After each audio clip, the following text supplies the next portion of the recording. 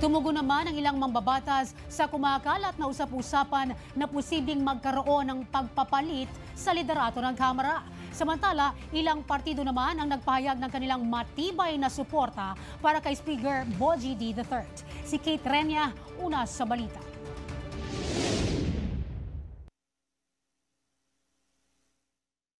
Kasunod ng mga kontrobersiyang kumakalat na may kaugnayan sa flood control scandal, iba't ibang isyu na ang sumisipol sa politika at isa na nga rito ang spekulasyon tungkol sa pagpapalit kay House Speaker Faustino Bogie D. III. Pagtitiyak ng ilang mga mambabatas, walang magaganap na leadership shake-up sa mababang kapulungan. Sa isang panayam, agad pinabulaanan ni Deputy Majority Leader at Lanao del Sur 1st District Representative Zia Alonto Adyong ang mga balitang ito. Anya, tuloy-tuloy ang trabaho ng mga kongresista at walang senyalis ng pagbabago ng liderato sa Kamara. Nobody actually asked me, nobody even told me about it. No?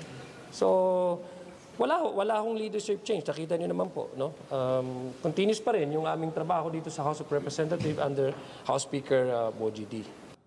Samantala, nauna nang naglabas ng manifesto ang Party-list Coalition Foundation Incorporated na nilagdaan ng 44 na miyembro bilang patunay ng kanilang buo at tuloy-tuloy na suporta kay Speaker D. Binigyang diin din ng koalisyon ang pagsusulong ni D ng katatagan, stability at kooperasyon sa Kamara sa kabila ng mga kontrobersiya sa politika.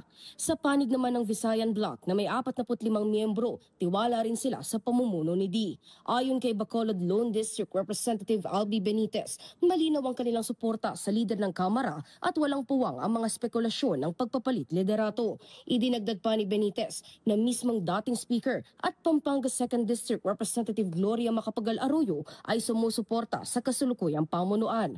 Nilinaw rin ni Deputy Speaker Ronaldo Puno na walang basihan ang mga ulat tungkol sa anumang leadership change sa Kamara. Nauuna sa mga balitang totoo at laging bago, Kate Renya, Alauna sa Balita, Congress TV.